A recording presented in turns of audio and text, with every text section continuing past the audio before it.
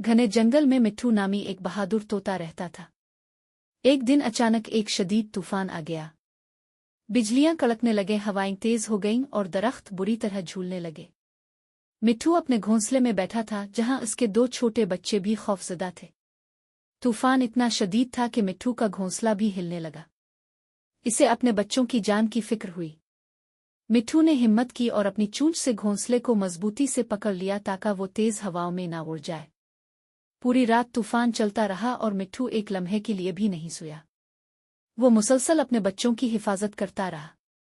सुबह हुई तो तूफान थम चुका था। सूरज की किरणें दरख्तों से छन कर जमीन पर पड़ रही थीं। मिट्ठू थका हुआ था, लेकिन इसके बच्चे महफूज और सही सलामत थे। इसने देखा कि आसपास के कई घोंसले तूफान की वजह से तबाह हो चुके थे, लेकिन इसका घोंसला अपनी जगह पर कायम था। जंगल के दूसरे जानवरों ने मिट्ठू की बहादुरी और मां की मोहब्बत को सराहा। इस दिन के बाद से मिट्ठू को जंगल में बहादुर तोता के नाम से जाना जाने लगा।